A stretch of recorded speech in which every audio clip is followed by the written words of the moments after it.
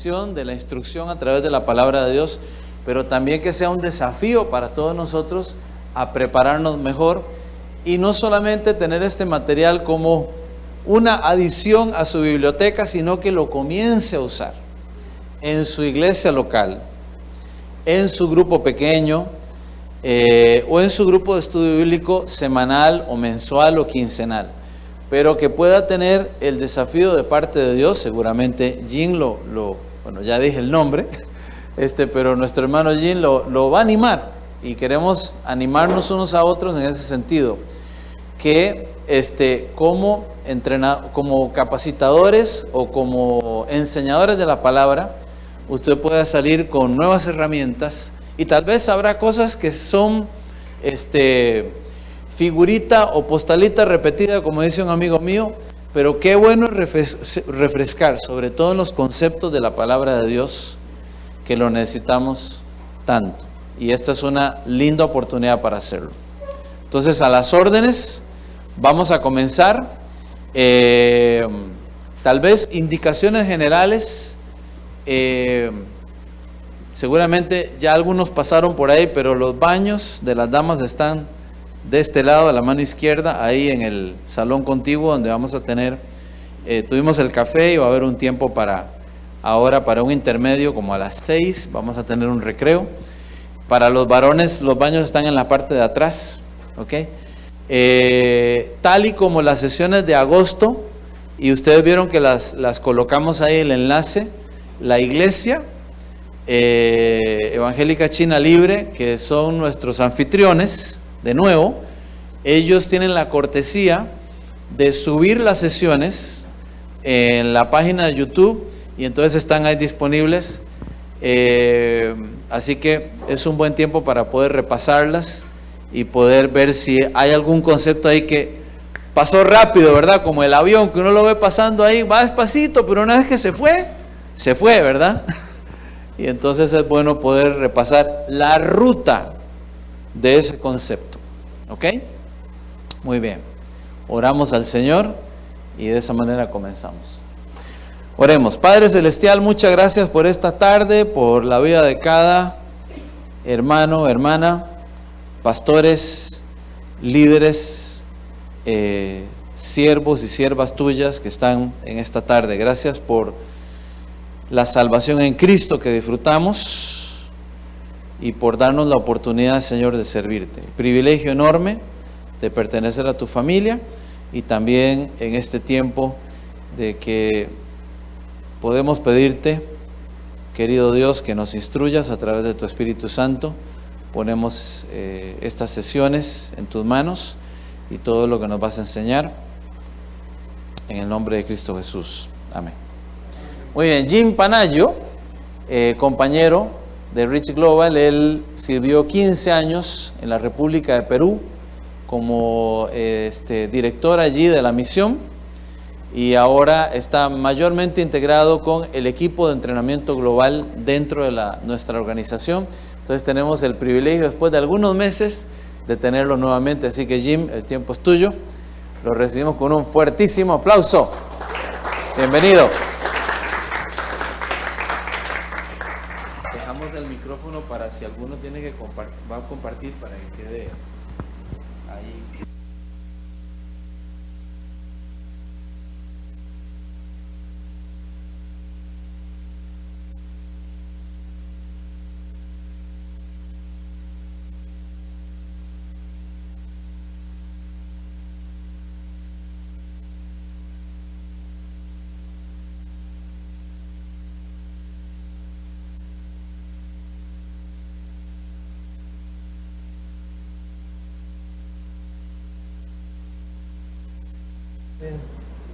¿Ahora? Sí. Estaba en verde, pero la luz verde, la otra cosita roja. Ok. Tuve la culpa otra vez. Bueno, es un honor poder estar de nuevo con ustedes. Creo que es la cuarta vez que vengo acá. Sí, hicimos transformación espiritual, 2 partes. En agosto hicimos la primera parte de este curso y ahora la segunda parte. Entonces, ¿cuántos están aquí por la primera vez? Ok, pocos. ¿Eso es sí o no?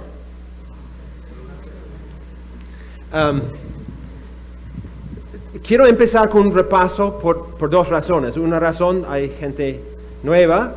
Segunda razón, me imagino que no todos pasaron los últimos 6 meses repasando todos los días. ¿No? Sería una mentira decir que sí.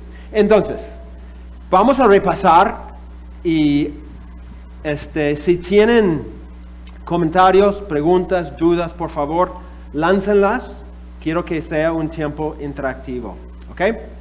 Bueno, el tema es la introducción a la interpretación bíblica o hermenéutica, es la misma cosa, ¿no? Y queremos empezar con un pequeño repaso. El primer tema que tocamos, ¿me escuchan bien? Ok. Primer tema que tocamos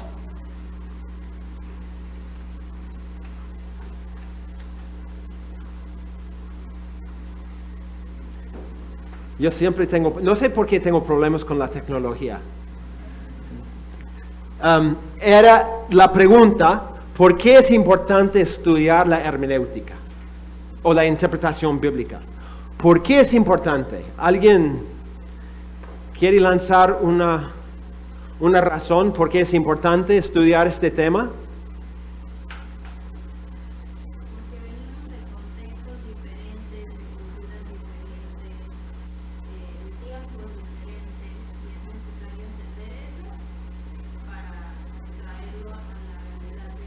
Ok, muy bien. Ese punto vamos a tocar rápidamente. Tocamos la otra vez de una forma extensa el hecho de que cada uno vive en un contexto diferente.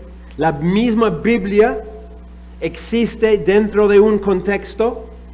Entonces, para que podamos hacer puente entre el contexto de la Biblia y nuestro contexto, necesitamos aprender ciertos principios que nos pueden guiar en todo este trabajo. Otra razón por qué es importante.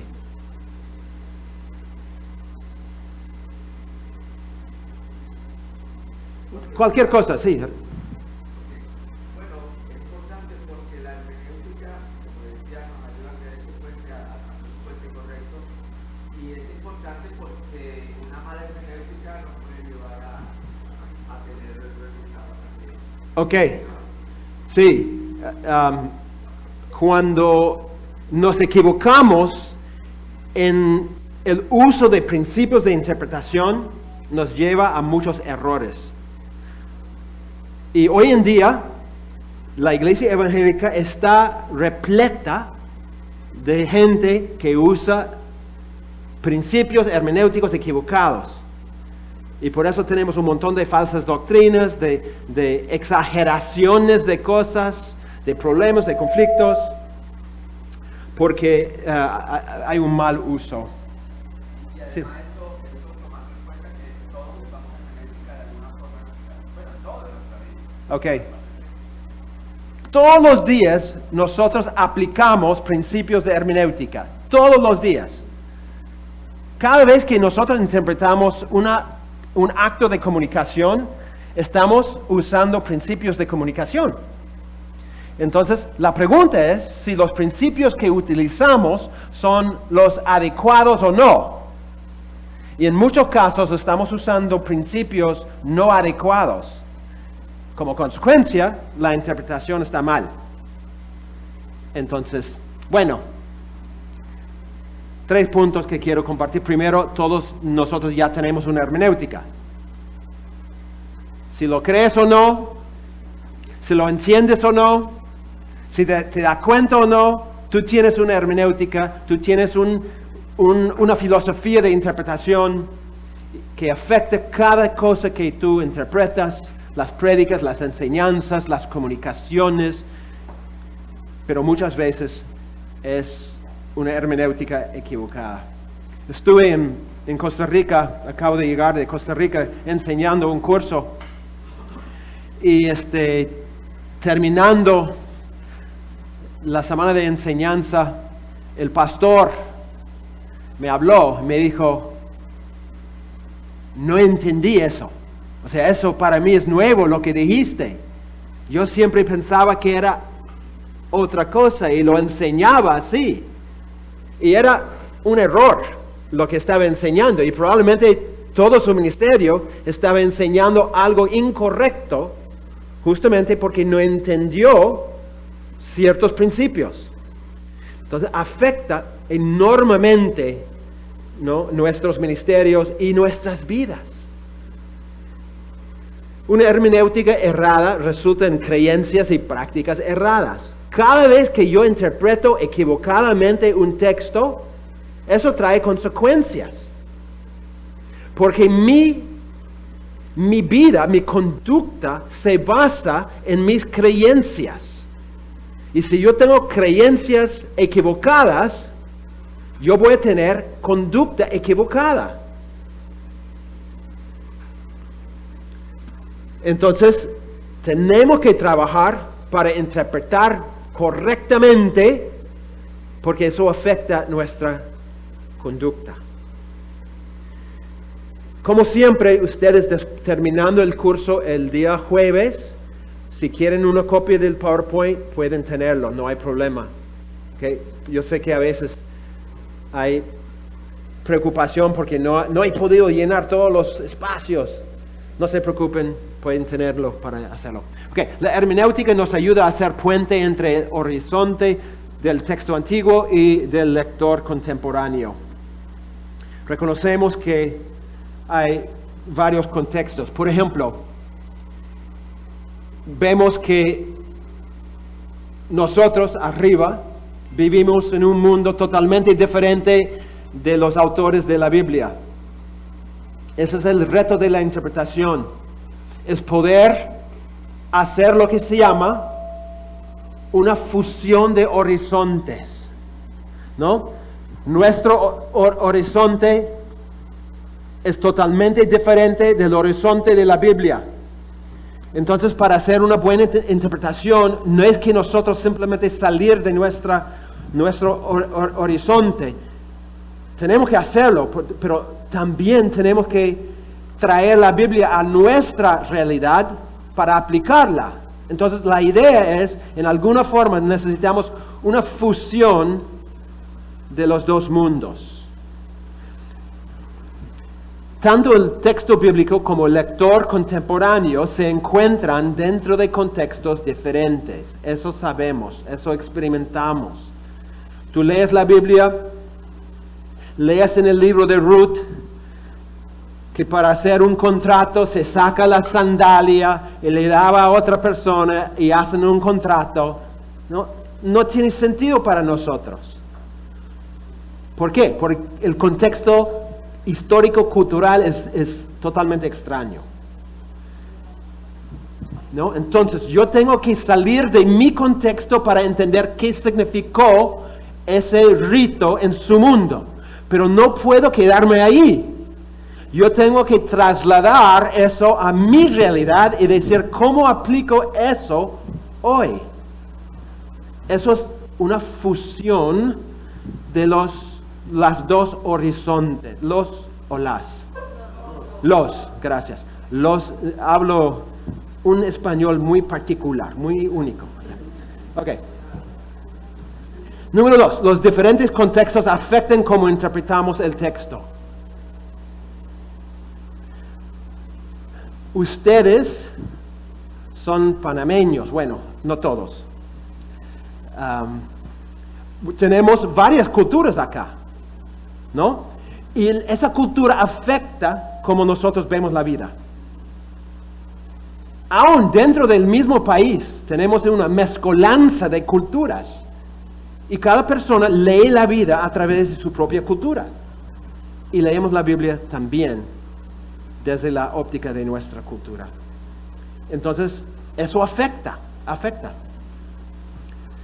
Número 3, para poder entender adecuadamente el texto bíblico, tiene que haber una fusión de los horizontes, como ya mencionamos eso.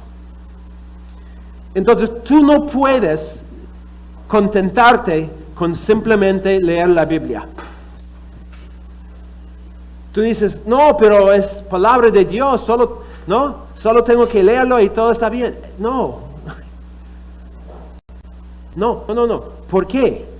Porque nosotros vivimos por lo menos 2000 años de la Biblia. Entonces, y vivimos en una cultura y un contexto totalmente diferente. Entonces, tenemos que entender los distintos contextos. ¿Alguna pregunta sobre esto?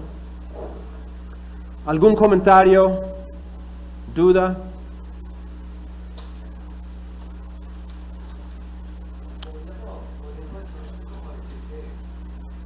Al final lo que queremos encontrar son o reconocer los principios que la Biblia nos está diciendo, porque al final lo que no va a cambiar es el principio no cambiaría de acá, aunque sean cosas diferentes, el resto estaría.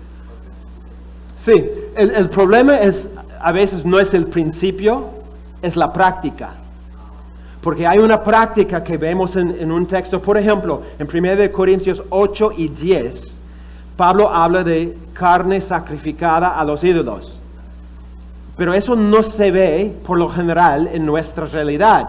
Entonces, yo, más que simplemente entender, tengo que entender el texto en su contexto. ¿Por qué hablaban de sacrificar, o de comer o no comer carne sacrificada a los ídolos? ¿Cuál era el punto? ¿Cuál era el peligro? ¿Cuál era la situación? Tengo que entender su contexto. Pero no es suficiente solamente eso. Yo tengo que entender, pero ¿cómo me habla a mí? O sea, ¿cómo me afecta a mí? Entonces, hay un principio y el principio no cambia, como dijiste. Pero la práctica, la aplicación puede cambiar. Otro ejemplo, 1 Corintios 11, Pablo dice que las mujeres deben cubrirse. Ahora, algunos creen que todavía es vigente. Cuando yo estoy en Bolivia, trabajando con las iglesias, las mujeres llegan y cubren su cabeza. En casi cualquier otro lugar no ocurre así. Ellos creen que todavía es 100% vigente. Entonces, es un asunto de interpretación. Yo creo que están equivocados. Puede ser que el principio detrás sea vigente, pero la práctica, la costumbre no comunica la misma cosa hoy en día. Tú ves a una mujer con su cabeza cubierta y tú no vas a decir, mira, no, significa esto. No. ¿Por qué? No significa la misma cosa. Entonces, hay un principio quizás que sea vigente todavía, pero ¿cómo es la práctica de ese principio hoy? Es el trabajo complicado. Ok, 2 obstáculos que mencionamos la otra vez a una interpretación buena. Primero, los prejuicios que tenemos. Dijimos que todos nosotros tenemos prejuicios, presuposiciones. Suponemos algo de antemano. Y esa suposición afecta cómo nosotros leemos la Biblia. Yo mencioné el caso de Bolivia y esa iglesia. Estuve conversando con el pastor y él me dijo, ni cuestionamos el asunto, ni conversamos sobre el asunto. ¿Por qué? Porque es parte de su tradición. Entonces, si alguien dice, ¿pero por qué? Es una presuposición que tenemos. Así es. ¿No? ¿Eso afecta cómo leemos la Biblia? Por supuesto que sí. Pero todos nosotros tenemos presuposiciones, prejuicios de la misma forma. Quizás no en el mismo tema, pero en otros temas. En otros temas tenemos prejuicios, presuposiciones que afectan cómo nosotros interpretamos la Biblia. Y dimos varios ejemplos la otra vez, nuestras experiencias personales. ¿No? Una persona dice, antes yo creía en el infierno, ya no. ¿Pero por qué no, hermano? Bueno, lo que pasa es que yo conocí a esta persona muy religiosa, no conocía a Cristo, pero era muy buena persona y todo. Yo no puedo imaginar que Dios lo enviara al infierno. No puede ser, porque es tan buena gente. Entonces, por su propia experiencia personal, cambia su creencia. O sea, empieza a ver la Biblia desde la óptica de su experiencia y dice, yo ya no puedo creer en el infierno. Pero este texto no debe decir otra cosa. Y este texto no debe significar otra cosa. ¿Por qué? Porque ahora su lente es mi experiencia. Eso está pasando enormemente en la iglesia evangélica sobre el tema de los géneros, no literarios. ¿Por qué? Porque una persona tiene una experiencia. Y ahora dice, es como siento. Y eso cambia todo. Ahora ve todo y dice, eso es aceptable porque yo dentro de mí, y tiene todo su argumento. La iglesia evangélica en muchas partes, en muchos casos, está siendo dirigido por experiencias personales, ya no por la Biblia. Y eso enormemente afecta nuestra interpretación. También nuestra cultura. Aquí tenemos varias culturas. La cultura tuya afecta cómo tú lees la Biblia. ¿No? Yo probablemente nunca voy a poder leer la Biblia como una persona de la cultura cuna. Porque no entiendo la cultura, nunca he estado ahí, no tengo el trasfondo. Entonces, tú y yo vamos a leer ciertos textos de una forma diferente. No digo que tú estás mal y yo estoy mal, solo digo que mi cultura como gringo afecta cómo yo leo la vida y tu cultura también. Solo tenemos que reconocer esto, ¿no? Y tratar de evitar ser controlado por nuestra cultura. No es malo, pero puede distorsionar ciertas cosas. Número 3, nuestro contexto histórico social. Compartimos la otra vez el ejemplo de ese profesor que hizo una prueba con sus estudiantes sobre la parábola del hijo pródigo. No sé si se acuerdan.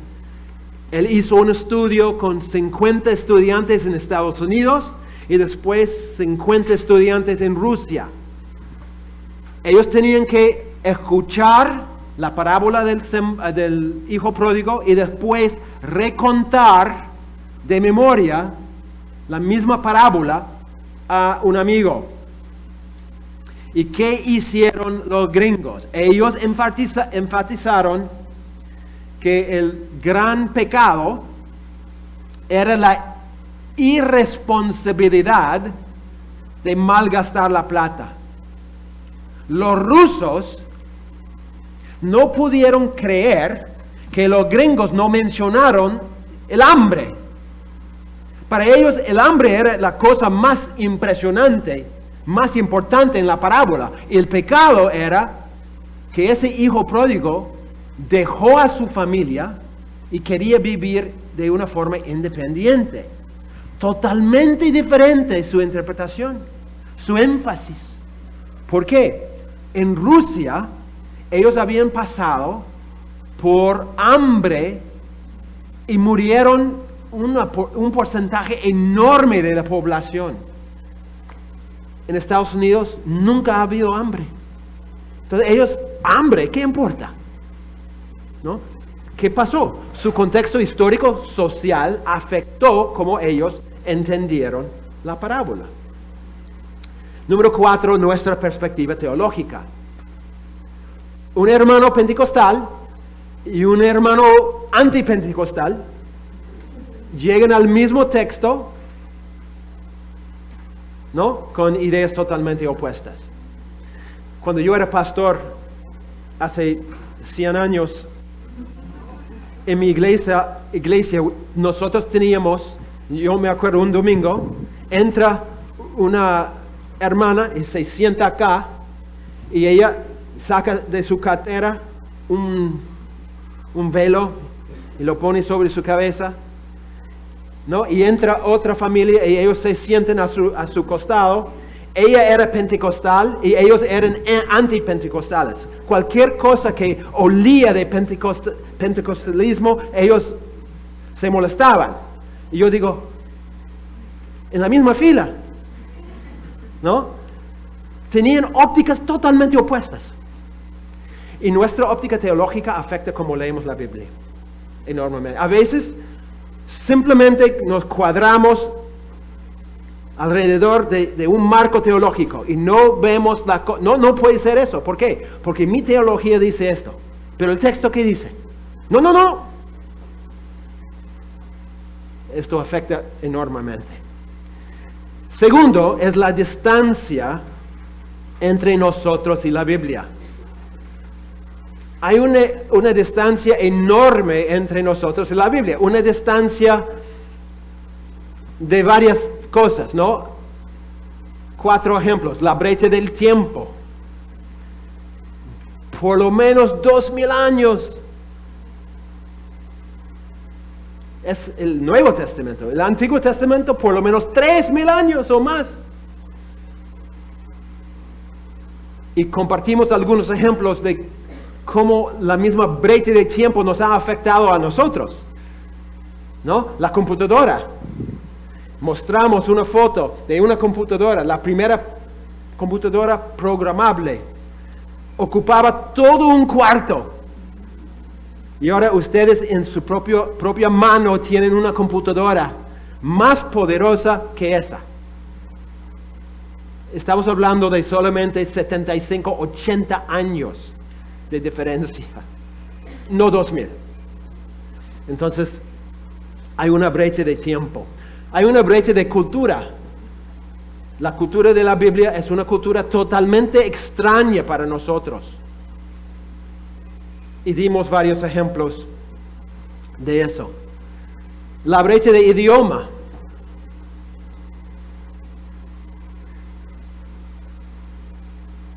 El problema en que la Biblia fue escrita en hebreo, arameo y griego. Y muy pocos leen esos 3 idiomas. Entonces nosotros tenemos que depender de una traducción. Gracias al Señor, las traducciones que tenemos son buenas, pero no dejan de ser traducciones. Entonces a veces la traducción no es muy buena. Pero tú que no lees griego, tú dices, así es. Así debe ser. Pero puede ser que no. Puede ser que esa traducción es más un comentario que una traducción. Pero tú entiendes de una sola manera porque es la única traducción que tienes. Afecta enormemente nuestra interpretación. Estaba enseñando la semana pasada sobre lo que la Biblia habla del viejo y nuevo hombre. Algunos quizás van a recordar que tocamos ese tema el año antepasado.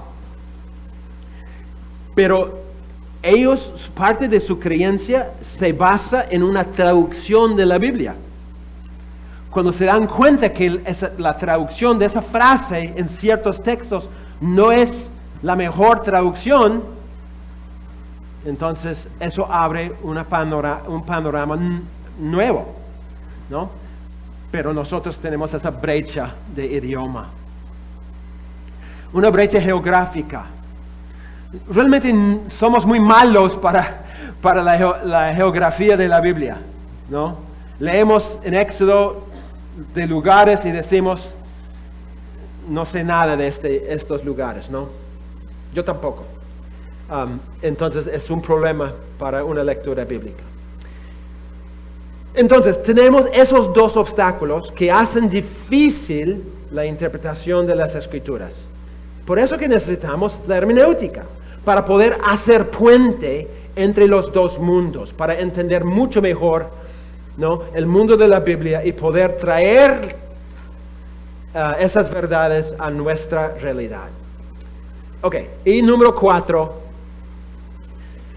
la cuarta razón por la cual es importante estudiar la hermenéutica es porque si es Dios que está hablando a través de la Biblia, no queremos perder o tergiversar lo que Él nos quiere decir.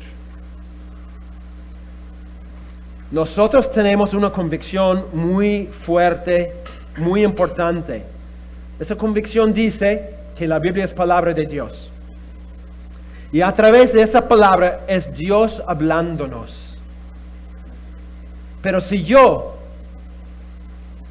entiendo de una forma equivocada lo que la Biblia dice, pregunto, ¿sigue siendo Dios hablando o es otra voz? Es un gran problema. Porque hay iglesias que enseñan que toda la iglesia tiene que hacer A, B y C. ¿No?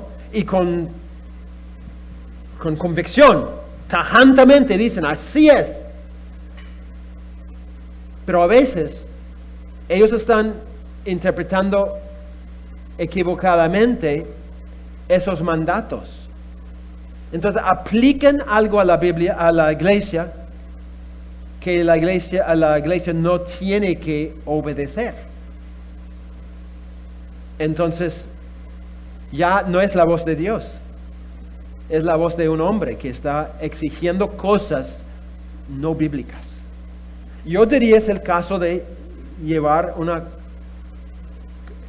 cubrir la cabeza de una mujer. Yo creo que no es un mandato vigente para hoy día. Y podría argumentar el por qué. Yo diría que cuando se exige eso, estamos exigiendo algo como si fuera Dios, cuando no es Dios. ¿Ok? Entonces, la hermenéutica es muy importante por estas razones y probablemente muchas razones más. ¿Algún comentario, pregunta? Para muchos ya es un repaso porque ya tocamos este tema, pero ¿alguien quiere decir algo?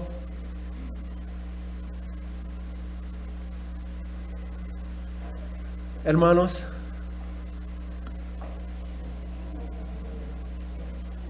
yo quiero que ustedes hablen esta semana. Si no, vamos a tener problemas. Moisés. Llama la atención mucho la parte de la geografía. Muchas veces uno quisiera presentarle a los hermanos como el lugar exacto, pero realmente nunca he estado allá. ¿Dónde está? Porque se ve en el Antiguo Testamento o escenas del Nuevo donde no vamos a poder decir con exactitud. Entonces, cometemos muchos errores en cuanto al factor de interpretación por todo lo que acabamos de mencionar. El tiempo, la cultura, el idioma, la traducción, pero creo que en medio de nuestro tiempo va a perdonar. Sí, eso es lo bueno. Dios es un Dios bondadoso. No es que Él nos va a aislar a una isla, ¿no? en el cielo. No, tú vas al cielo, pero no es así. Pero lo que queremos hacer es hacerlo lo mejor, ¿no? Y no queremos enseñar cosas que no son, porque hay mucho que está en juego. Entonces, ese trabajo. Ahora, lo que esto significa es que nosotros tenemos que trabajar más. ¿No? El trabajo requiere más trabajo de parte de nosotros, porque tenemos que asegurar que estemos encontrando las respuestas correctas. Y eso significa buscar en fuentes, otras fuentes. Diccionarios bíblicos, comentarios bíblicos, atlas bíblicos, para poder, ¿no? Tener una buena interpretación. Sí, hermano. Y, Solo iba a comentar un poco lo que estaba diciendo, que al final, sí, Dios nos perdona, pero el tema es que la responsabilidad nuestra es hacer lo mejor posible usando las herramientas lo mejor posible también.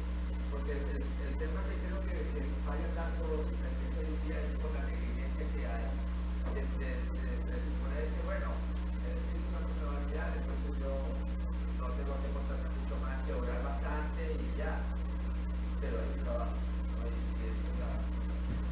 Es interesante. La semana pasada estaba conversando con alguien, me dijo que un pastor había empezado su estudio para predicar, pero surgió otro compromiso, otra cosa, y no pudo avanzar. Entonces dijo, mira, tú ven y quiero que tú termines mi prédica. Entonces yo, ¿qué cosa? O sea, obviamente es un extremo, pero es lo que pasa a veces. Nosotros no es que entregamos a otra persona y te decimos tú termines, pero ¿qué pasa? Termina el tiempo y tenemos que predicar y no hemos hecho la mitad del trabajo, pero ya la hora llega. Entonces subimos y predicamos, ¿no? Un plato de arroz con pollo medio cocido, ¿no? Con pollo crudo, y servimos a la gente ese plato. Decimos, arroz con pollo es tan rico, solamente eso no, pero es tan rico. Nunca haríamos eso, ¿no es cierto? Pero es lo que hacemos a veces. ¿Por qué? No invertimos el tiempo. No hacemos una prioridad de este trabajo. Ok. Después conversamos de 6 principios fundamentales para la buena interpretación. Empezamos, pero no terminamos esto. Vamos a terminar esta semana los 6 principios. El primer principio que mencionamos es la importancia de desarrollar ciertas virtudes interpretativas. Lo que dijimos es que el asunto se trata de más que ser un excelente intérprete. Nosotros también queremos dominar no solamente la técnica, sino ser dominado por la misma Biblia. Es decir, Dios quiere que nosotros seamos excelentes intérpretes, pero mucho más quiere que nosotros seamos hombres y mujeres piadosos. Que tengamos virtudes como Cristo. Entonces hay ciertas virtudes en el proceso de la interpretación que nosotros tenemos que desarrollar. Y mencionamos 5. Diligencia. Eso significa que estamos dispuestos a trabajar duro y parejo para ser excelentes intérpretes. El trabajo es arduo, el trabajo es difícil. Si tú eres una persona que sufre de la flojera, no vas a hacer un excelente trabajo de interpretación. Porque es difícil, frustrante a veces. No puedes preparar una buena prédica o enseñanza en 2 horas. No puedes, imposible. Entonces, si no tienes la disposición de trabajar, nunca vas a ser un excelente intérprete. Requiere diligencia, sumisión. Yo no puedo ser la autoridad sobre la Biblia. Yo tengo que ponerme debajo de la Biblia. Tengo que someterme a lo que dice. No, yo no puedo decir eso, porque si yo digo lo que dice la Biblia, la gente ya no va a B o C. ¿Qué cosa? No tenemos que hacer el trabajo del Espíritu Santo nosotros. Lo que tenemos que hacer es enseñar la Biblia. Y si eso contradice lo que yo creo, yo tengo que cambiar. Yo no me pongo encima de la palabra, yo me pongo debajo de la palabra. Y es la palabra que tiene que dirigir. Si está de acuerdo conmigo o no. Eso cuesta, pero es sumisión. 3, humildad. Yo tengo que reconocer que yo no tengo todas las respuestas. Yo tengo que reconocer que me equivoco. Y yo tengo que reconocer que yo necesito de otros para poder hacer mi trabajo. Humildad. Un pastor, predicador, maestro, misionero, lo que sea, orgulloso, es una cosa horrible. Es una cosa peligrosa. No, nosotros tenemos que desarrollar la virtud de humildad en nuestro ministerio, reconociendo nuestra necesidad de Dios. Cada vez que te toca predicar o enseñar, tú debes estar boca abajo en el piso, pidiendo que Dios te ayude, reconociendo que tú no puedes hacerlo. El momento que tú crees que tú puedes hacerlo, es el momento que vas a fallar.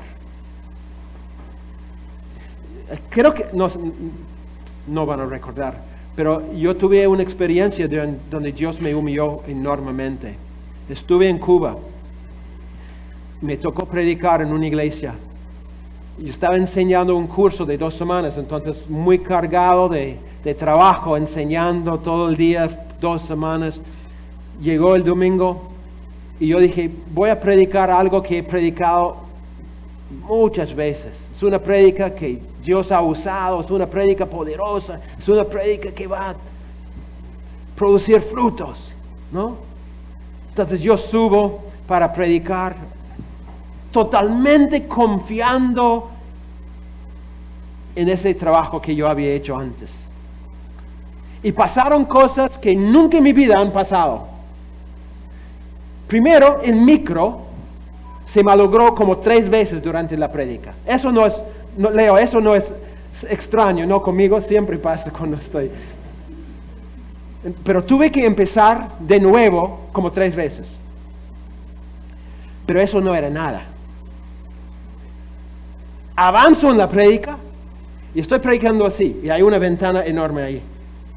Y yo miro y yo veo un caballo jalando un carrito, corriendo a toda velocidad. Y toda la iglesia se levanta y se va en medio de la prédica. Y yo, ¿qué hago? El pastor me dijo, sigue. Digo, ¿cómo voy a seguir? Todos se fueron. No, pero sigue nomás. No voy a seguir. Entonces, 15 minutos después, encontraron el caballo, una persona llegó con sangre, todos se sienten ahí y ahora me toca terminar la prédica. Horrible la prédica, toda la situación, un caos total, y yo empecé a reírme, porque me di cuenta de lo que Dios estaba enseñándome. Ya, Jim, misionero. Tienes tu doctorado, tú te crees, ¿no? Esto y lo otro. Ya, esa prédica, tan buena prédica, ¿no? Sí, te voy a enseñar algo. Y me enseñó. Ese día me humilló totalmente. Y me di cuenta, no se trata de una buena prédica, no se trata de un buen predicador, se trata de un buen Dios. Y tuve que aprender, ¿no? La humildad es esencial en la predicación, la enseñanza de la palabra de Dios. Número 4, la sabiduría. Sabiduría. A mi parecer, una de las cosas que la iglesia evangélica en América Latina más necesita es hombres y mujeres sabios. Sabios.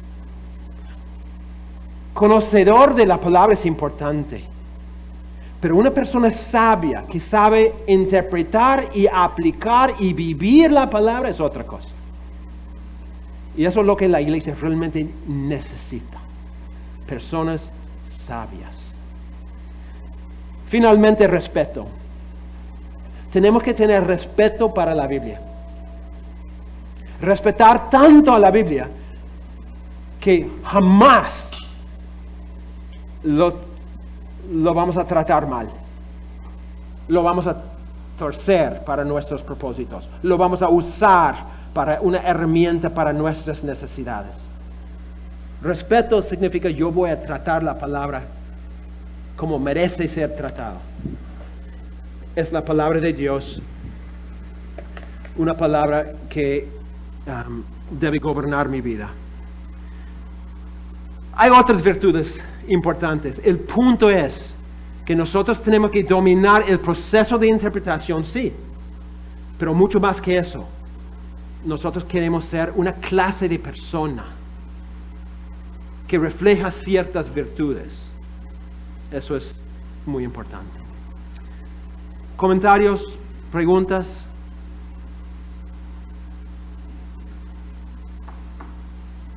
Me imagino que todos han escuchado un predicador que no refleja estas virtudes. Es una cosa no muy hermosa, ¿no? Ver.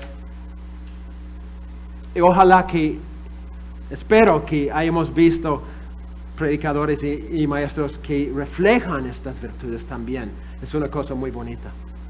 Muy bonito. Ok. Punto número 2. Es importante entender la meta de la interpretación. La meta de la interpretación.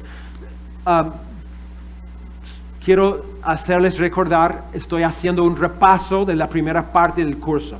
Ok. Nada más que un repaso. Por eso no estoy profundizando mucho en algunos de los puntos. Hablamos del hecho de que hay una meta final en la interpretación de la Biblia. Y la meta final... ¿Es whisky? ¿No? Bueno, agua está bien. Bueno. Hay una meta final en la interpretación de la Biblia. ¿Cuál es la meta final? O sea, ¿qué es la cosa última, la cosa máxima que queremos cuando nosotros leemos la Biblia?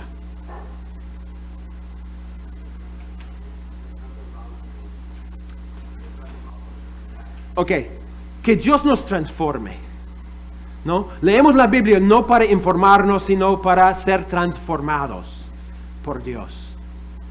Queremos glorificar a Dios, queremos conocer a Dios, siendo transformados por su palabra. Es la meta final, máxima. Pero ¿cuál es la meta inmediata? Cuando nosotros abrimos la Biblia y leemos un pasaje, ¿qué es lo que queremos hacer o encontrar?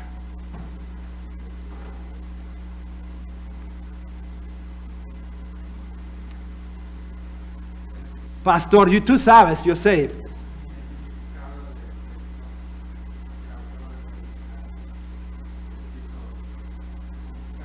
Ok. 94%. Excelente. Falta un pequeño detalle. Ok. Ok.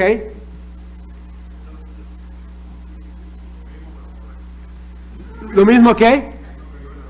Ok. Ok.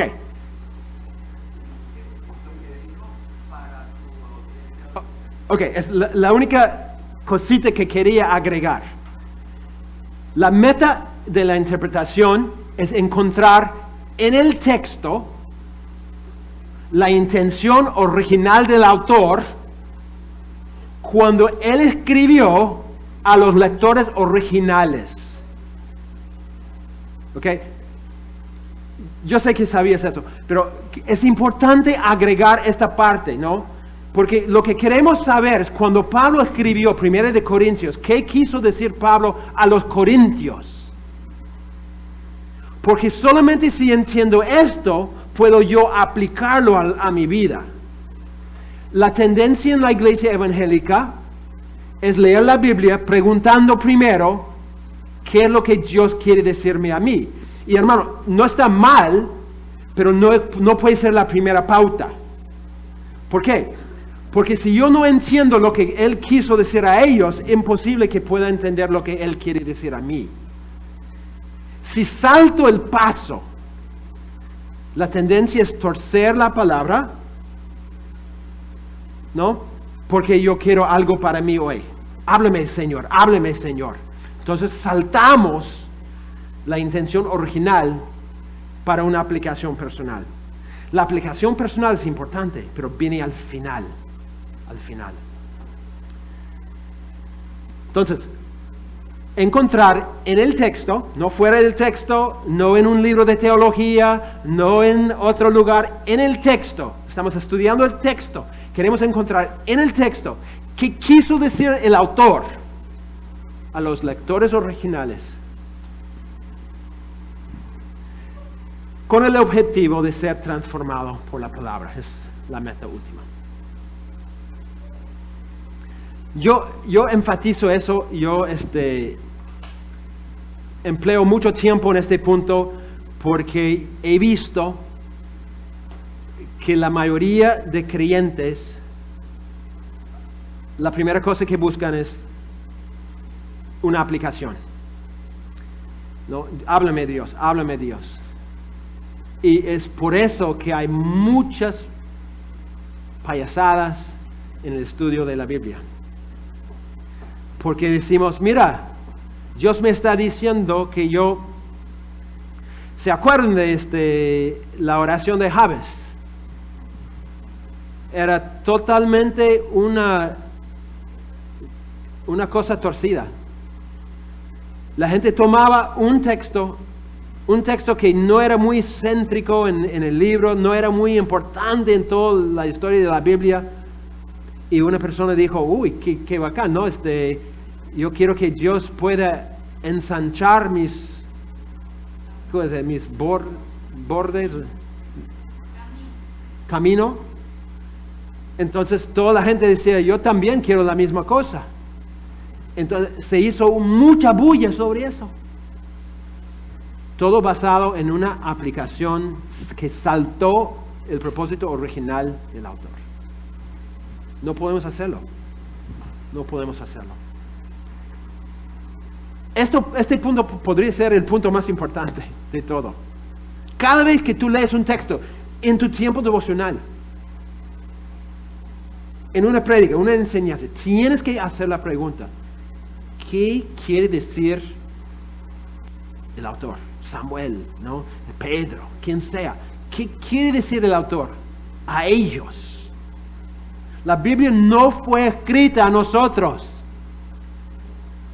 Fue escrita para nosotros, pero no a nosotros. Hay una gran diferencia. Fue escrito a ellos y ahora tenemos que decir, ahora, ese mensaje dado a ellos, ¿cómo lo aplico a mí?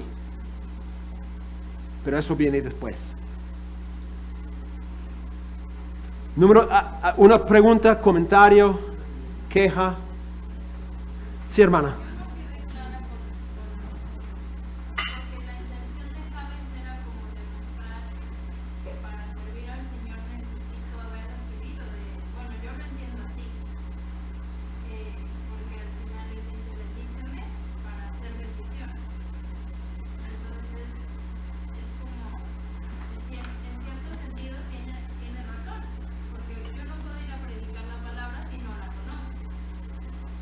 Sí, el problema es que se hicieron pero se hicieron libros de devocionales, afiches, calendarios, como algo de suerte, pues. Exactamente, llegó a ser algo de suerte. Es como si yo hago la oración de Jabes, Dios me va a prosperar. Entonces todo el mundo pensaba, solo tengo que hacer la oración de Jabes. Exactamente, es como un rito, ¿no? Algo mágico, ¿no? Ensancha mis caminos, mis bordes, estoy mirando, ¿cuándo vendrá, no? ¿Cuándo vendrá? Es como el Padre Nuestro, que lo repiten Vana repetición, sí. Pero en este caso no era vana repetición, sino era algo mágico que ellos esperaban, ¿no? Y mi gran problema eso, pero también es que no podemos tomar algo que no es céntrico y hacerlo céntrico. Si la Biblia no lo pone en el centro de un narrativo o un texto, es por una razón. Entonces, si yo lo quiero hacer más importante de lo que el autor quiso hacerlo, es algo mal. Es como si tú y yo estamos conversando, ¿no? Y yo, en medio de una conversación muy larga, yo simplemente hago un comentario de este puntero. Pero tú piensas solamente en lo que yo he dicho del puntero. Y tú sales y empiezas con tu esposo todo mira, lo que él dijo, el puntero, esto y el otro, ¿no? No era el punto. Entonces, era otro problema con todo esto. Ok, perdón. No es que yo todos los días estoy quejándome por la oración de Jabez, por si acaso. Es una ilustración. Ok, número 3. Es importante ser un excelente observador del texto. Pasamos mucho tiempo hablando de este punto y practicando las características de un excelente observador. Porque si no vemos el texto, no podemos interpretar el texto. Tenemos que ver lo que está ahí primero. Y eso es un trabajo largo.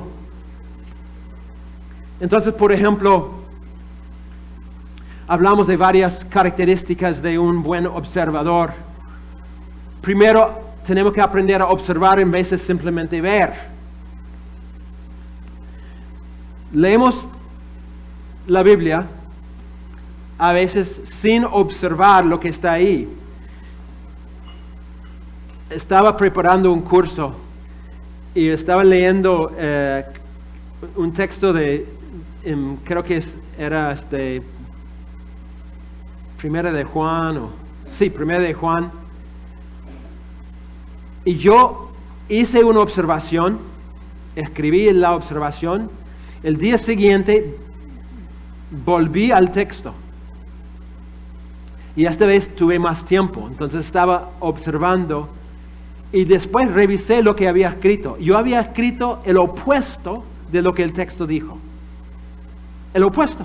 ¿Por qué? Porque en vez de observar, yo entre comillas, vi el texto.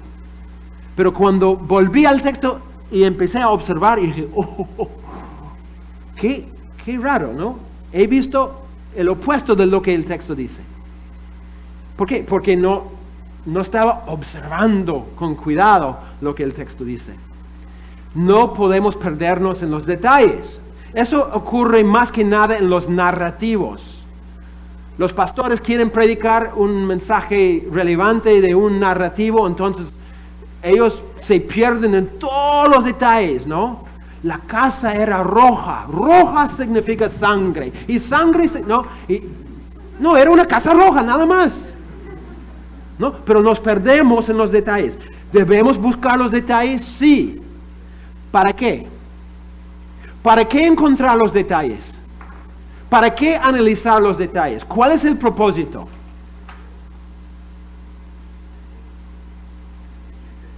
Entender la intención original del autor, nada más.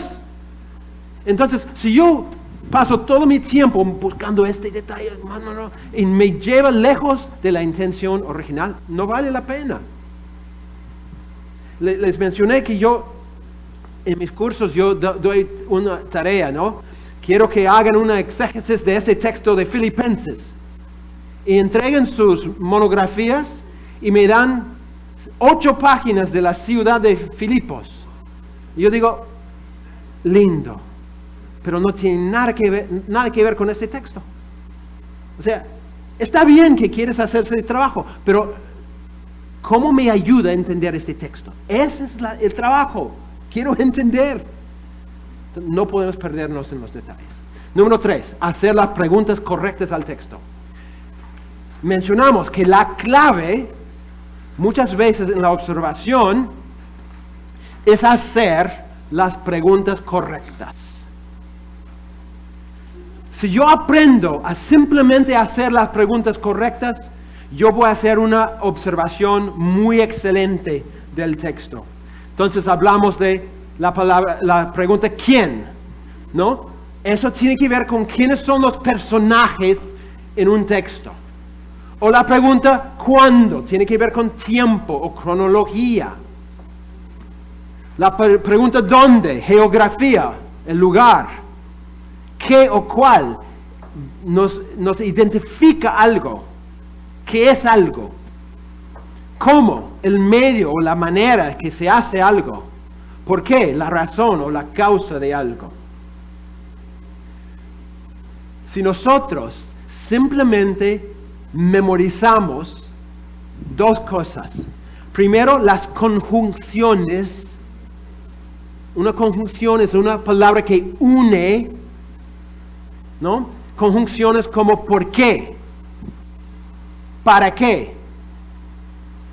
Por lo tanto, esas conjunciones que unen párrafos o unen palabras en una oración, si solamente memorizamos esas cosas y su función, vamos a llegar a ser excelentes o mejores intérpretes. Nada más. Hacer la pregunta correcta al texto. Cada vez que encuentres un texto, tienes una lista de preguntas. ¿Quiénes son los personajes acá? ¿Quién es el autor?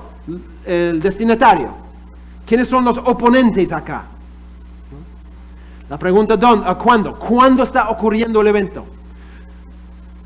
Mirar las palabras que indican tiempo, hasta, desde, ¿no? Palabras que indican tiempo. La pregunta ¿cuándo va a revelar? Etcétera, etcétera. Tú puedes ser un excelente intérprete aprendiendo a hacer las preguntas correctas al texto. Pero eso requiere práctica. La otra vez nosotros practicamos varias veces sobre esto.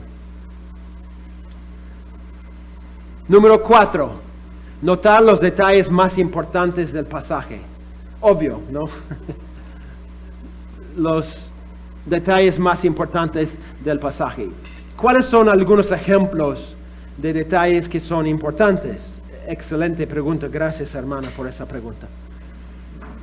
Número 1. Repetición.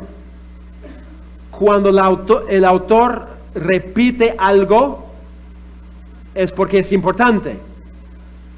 Compartimos varios ejemplos, ¿no? Las 3 parábolas en Lucas 15. La parábola de la moneda perdida, la oveja perdida, la moneda perdida, el hijo perdido. Esas 3 parábolas repiten la misma palabra: perdido, encontrado, gozo, arrepentimiento, a lo largo de la parábola. Entonces entendemos cuál es el punto. ¿Por qué? Porque el autor repite la misma palabra vez tras vez tras vez. Juan 21, ¿no? La restauración de Pedro. 3 veces la misma cosa. ¿Por qué? Repite 3 veces. Ahí es el punto. Ahí es el punto.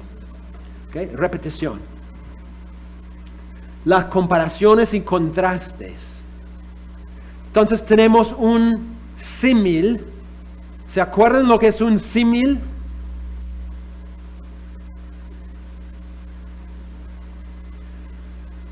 ¿Alguien? ¿Qué es un símil?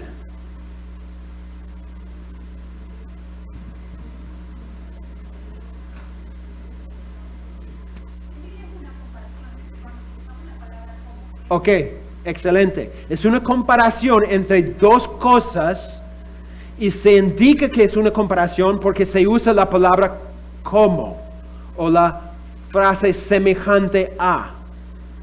Entonces, un símil es cuando el autor dice,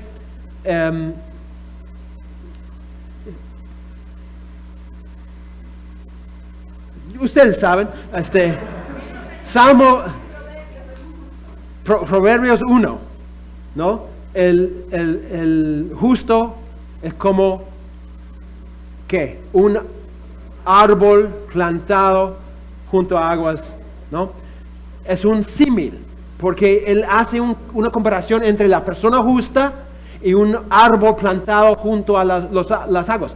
Y indica que es una comparación porque usa la palabra como. La Biblia está repleta de símiles. En Proverbios, en Salmos, en los libros proféticos, en las cartas de Pablo. Pablo le encanta usar. En Santiago, montones y montones y montones de símiles. Solo tienes que identificar, mira, hay una comparación. La palabra es como, está comparando dos cosas.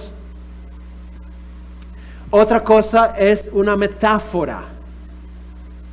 ¿Qué es una metáfora? No es una enfermedad. ¿Qué es una metáfora?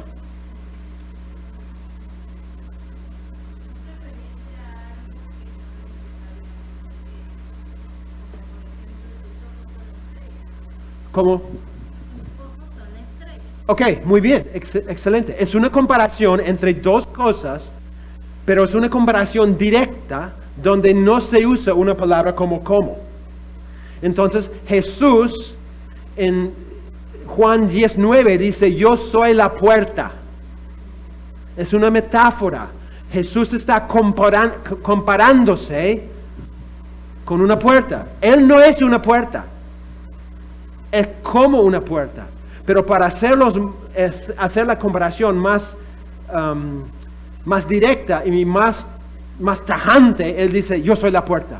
Y todos dicen, ¿qué? No. Pablo dice que nosotros somos el templo del Espíritu Santo. Wow, es una comparación muy, muy directa. ¿Nosotros el templo? ¿No? Para alguien escuchando eso, viendo el templo y diciendo, ahí está el templo. No, tú eres el templo. Era muy, wow, muy chocante, ¿no? Es una metáfora, una comparación entre dos cosas. Es una comparación directa. Y contrastes, ¿cuál es la palabra clave para indicar que hay un contraste? ¿Cuál es la palabra que se usa? Pero, la palabra pero, ¿no? Cada vez que tú ves la palabra pero, tú sabes, ahí hay un contraste entre dos cosas. El opuesto, ¿no? Proverbios lleno de contrastes. Ok, número 3. Frases condicionales. ¿Cuál es una frase condicional?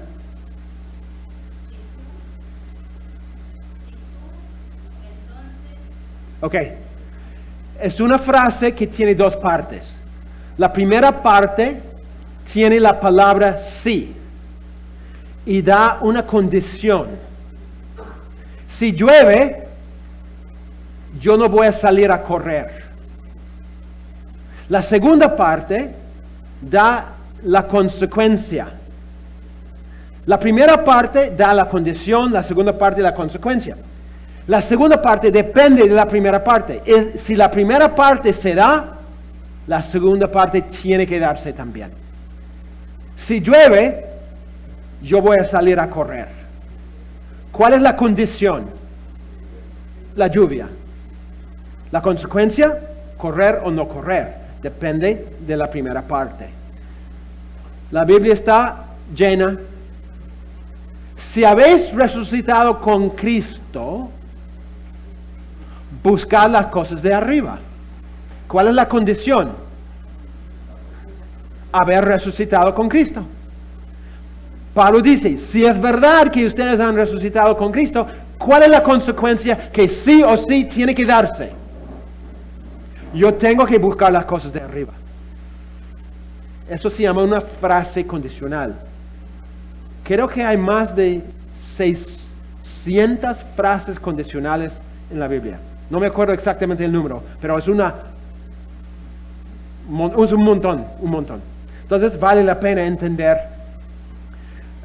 su uso. Número 4, frases de conexión. Ya mencioné esto, frases de conexión. sigo creyendo, si tú memorizas estas frases de conexión, vas a mejorar tu interpretación increíblemente. Propósito. ¿Cuál sería la frase que indica propósito siempre? Para, y generalmente agrega una palabrita. ¿Qué? ¿Para qué? Cada vez que tú ves para qué, tú sabes qué significa propósito. Propósito. El autor está dando el propósito de algo. Entonces, si memorizas eso, ya sabes, cada vez que ves para qué, propósito. Consecuencia o inferencia, consecuencia. ¿Cuál es la frase para consecuencia? ¿Cómo?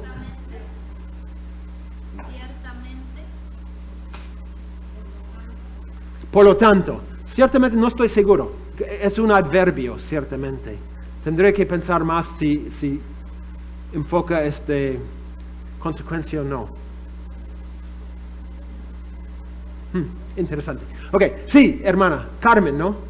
Sí, por lo tanto, así que, son frases que indican una consecuencia. Entonces, cuando tú ves el autor usar, por lo tanto, o así que, tú sabes, lo que viene es la consecuencia de lo que él acaba de decir más arriba.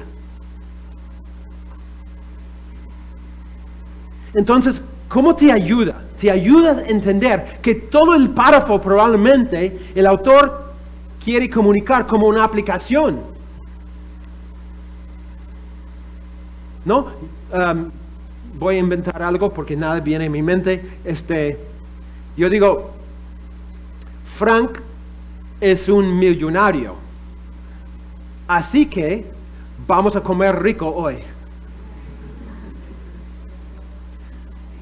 Mentiroso, pero no importa. ¿No? La primera parte da una afirmación de algo. La segunda parte, la aplicación. ¿No? La consecuencia. La Biblia otra vez está repleta. Pablo empieza párrafos con así que, con por lo tanto. Porque el párrafo que viene antes es todo un desarrollo de una verdad. Y después la consecuencia. Por ejemplo, Romanos 12:1. ¿No? ¿Qué dice Pablo en Romanos 12:1?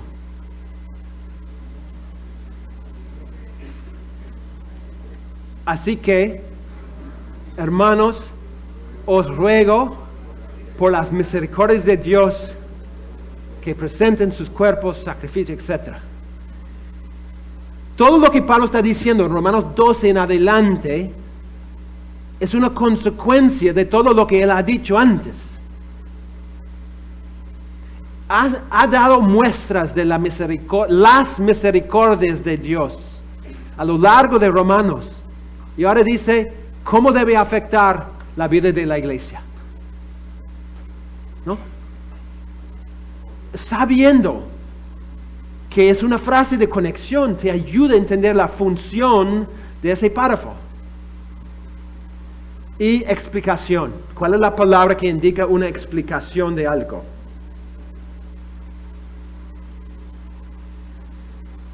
Tienen que entender esto, porque si no...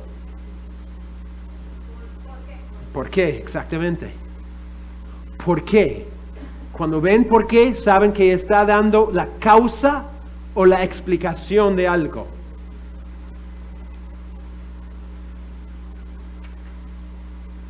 Otra vez, yo les aseguro, si ustedes memorizan esto y empiezan a leer la Biblia, fijándose en esas conjunciones, va a cambiar su forma de leer la Biblia.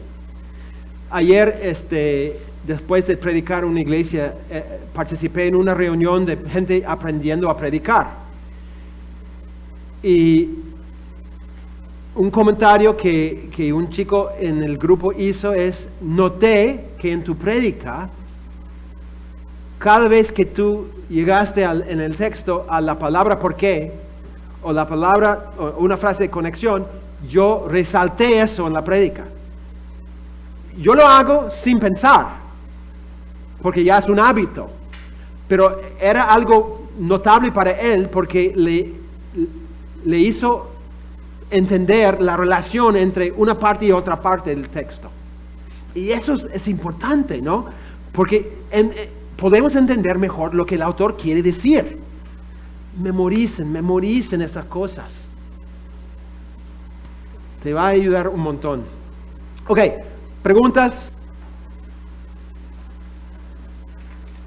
¿Cómo estamos? ¿Bien? ¿Aburridos? ¿Cansados? Noto que muchos están tomando esa cosa, ¿cómo se llama? ¿Ese veneno se llama? O café, perdón. Ok. Número 4. No. Vamos a hacer un trabajo, una práctica. Ok. Aquí tenemos un texto, Efesios 5, 15 a 20. Lo que quiero que ustedes hagan es hagan 10 observaciones de este texto. Acuérdense, una observación es una idea completa. Pared no es una observación. Una observación es que la pared es celeste. Es una observación. ¿Ok? Entonces quiero que hagan 10 observaciones en base a este texto. Observando lo que acabamos de compartir. Usando quizás preguntas, ¿no? O notando frases de conexión, comparaciones en contrastes, etcétera, etcétera. ¿Ok? ¿Preguntas? 10 observaciones de este texto.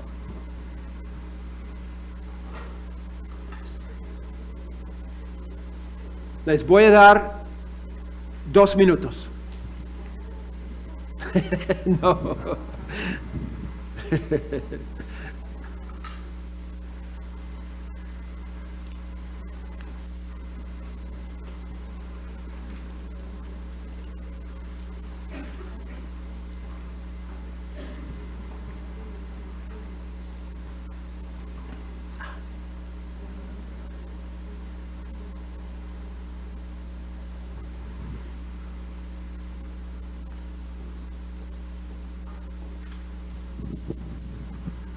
Una pregunta. ¿Es la cultura cuna una cultura donde es muy comunitario, donde les gusta hacer todo en grupo?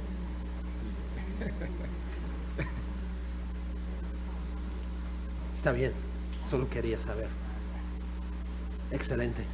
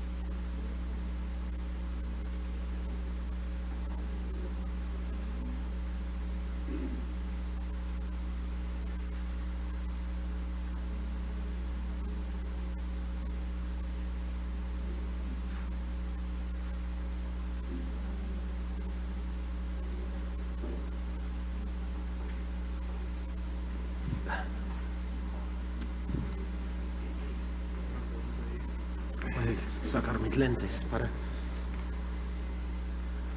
Aquí en la parte de observación, los mandatos Ujú. están en imperativo, son parte de una observación también que debemos Ujú. hacerlo, ¿no? Sí, sí. O sea, ahí le dice mirar, Ujú. es imperativo, por tanto no seáis, Ujú. no os embriaguéis, Ujú. ahí lo va repitiendo, sí forma parte de eso. Sí, sí, está bien.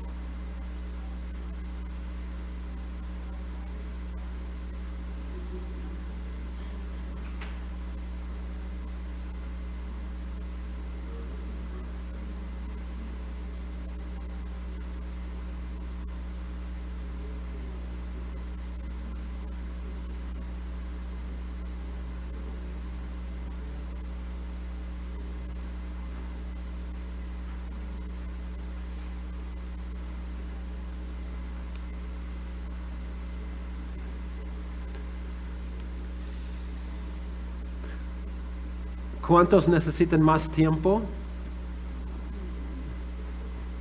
Sean honestos, levanten la mano para decir necesito más tiempo. No hay problema. No van a ir al cielo, pero está bien.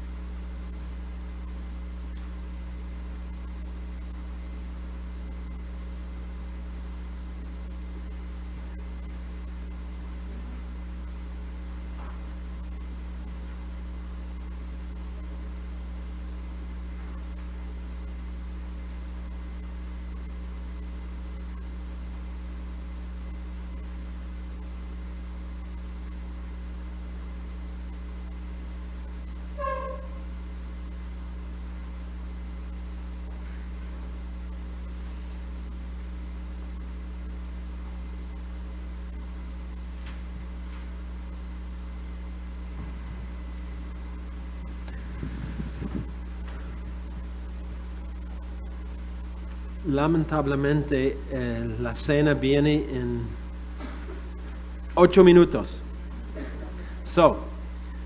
Vamos a dejarlo ahí y quiero que compartan algunas observaciones. ¿No? No va a haber, ya dice que no va a haber cena hoy.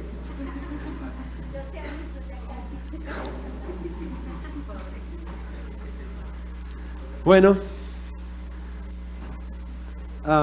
no sé lo que dijo, pero creo que no está lista. Vamos a ver algunas observaciones que ustedes tienen. Me gustaría escuchar de algunos que no han dicho nada. Una observación. ¿Quién quiere compartir una observación?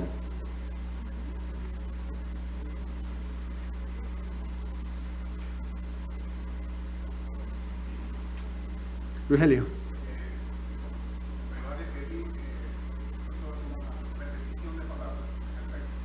Ok.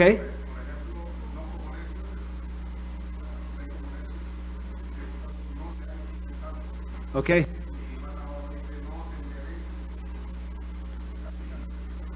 Ok, entonces menciona el mismo concepto, la misma idea varias veces. Es una repetición. Entonces sabemos que el texto en sí tiene algo que ver con sabiduría y insensatez, ¿no? Trata mucho lo que es el contraste de esto, lo que pasa, contraste y comparación. Ok. Compara algo, no se embriaguéis con vino y entonces le dice, sino que tiene que estar lleno del Espíritu Santo. Son un contraste, tratan de comparar algo malo con algo bueno, lo indebido con lo correcto. Ok, ¿y cuál es la palabra que él usa vez tras vez para indicar ese contraste? Por tanto, antes bien, son esas palabras que... Ok, antes bien, Antes bien, si no. Creo que son las dos palabras que él usa en el texto para indicar que hay un contraste. El juez que está indicando que hay algo que considerar en base a lo que se ha dicho antes en cuanto al andar. En cuanto a... Al andar, a la manera. Ok, andar, ok. ¿Dónde es eso? Ok, muy bien. ¿Cuál es la palabra? Pues. La palabra pues, muy interesante. Suben en sus textos a 4:17. Si alguien puede leer 4:17. Efesios 4:17. Esto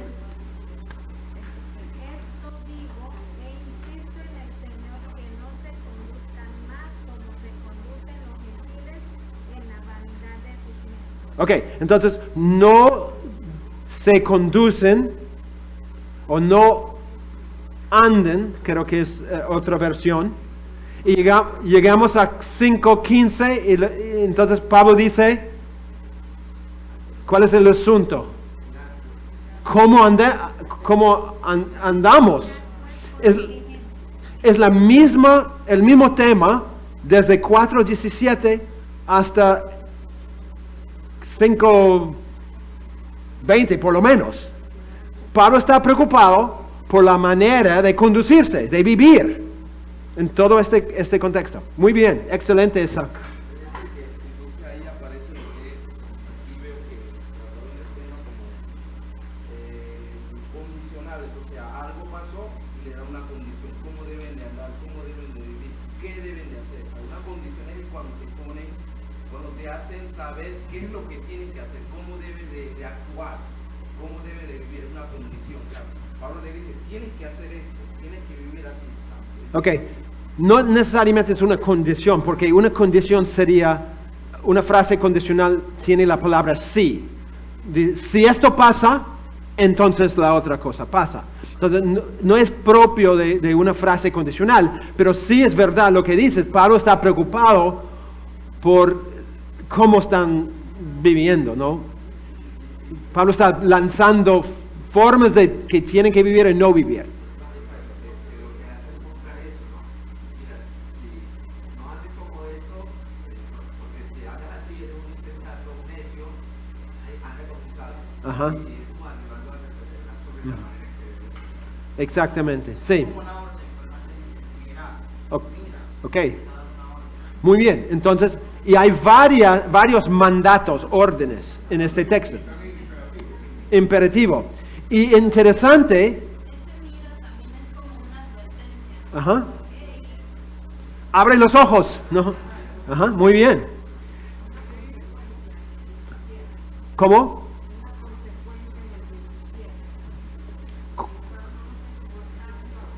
Ok, muy bien. Ok, ¿es una consecuencia de qué? Miren el texto. Más fuerte porque soy más sordo que no sé qué. Ok, pero Pablo dice, Carmen, tienes toda la razón. Él dice en 17, por tanto, no seáis insensatos. Pero mi pregunta es, ¿esa es una implicancia, una consecuencia de qué? Ok, exactamente cuál es la cosa. Exactamente. Pablo dice, aprovechando bien el tiempo porque los días son malos. Por tanto, el hecho de que los días son malos tiene una consecuencia, una cosa que tiene que ocurrir. ¿Qué es eso? Nosotros no podemos ser insensatos, sino el opuesto. Tenemos que ser entendidos, etc. Yeah. Ok, más observaciones. Quiero que anclen las observaciones en el texto. Cuando comparten una observación, yo quiero saber de dónde viene, cuál es la palabra que indica esa observación. Hay bastantes repeticiones de palabras. ¿Ok? Se repite 4 veces la palabra con.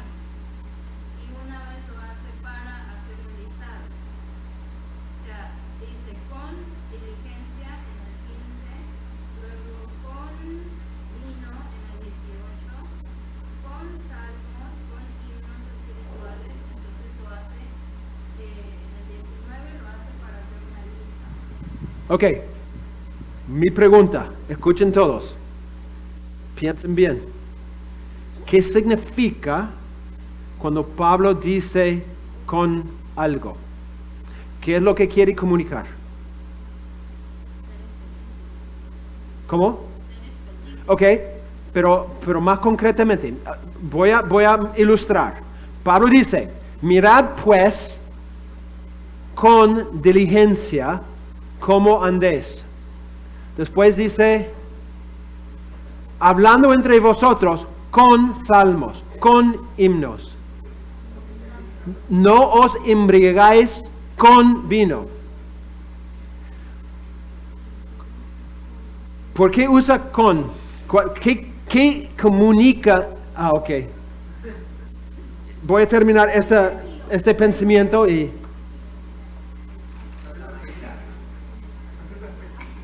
Ok, específico. La manera. Pablo está describiendo la manera de hacer algo. La palabra con, no siempre, pero en muchos casos indica la manera de hacer algo. ¿Por qué estoy siendo tan fastidioso en cuanto a ser específico con la función de una palabra o frase? ¿Por qué? Porque si ustedes pueden memorizar cómo se usa esa palabra con, es lo que se llama un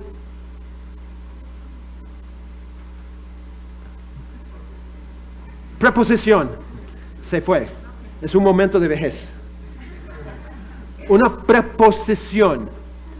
Si ustedes memorizan las preposiciones y sus funciones, las conjunciones y sus funciones, la exégesis es fácil. No fácil, pero mucho más fácil. ¿Por qué? Tiene una función. ¿Para qué? Tiene una función. Así que tiene una función. Y cuando memorizamos esa función, cada vez que lo ves, vamos a hacer como esa película de ese matemático. ¿Cómo se llama la película? Donde él ve en la pared, tiene todos los escritos, mente brillante. Y todas las palabras claves saltan a la vista. Así debemos leer la Biblia. Porque cada vez que vemos una conjunción, ¿para qué? Propósito. ¿No? ¿Por qué? Explicación.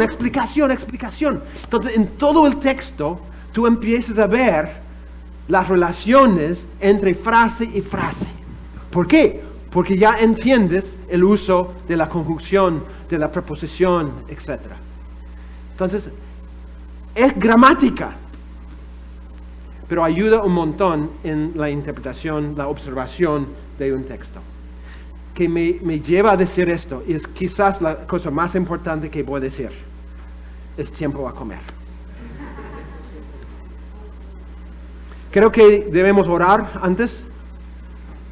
Pastor, ¿podrías orar para la cena?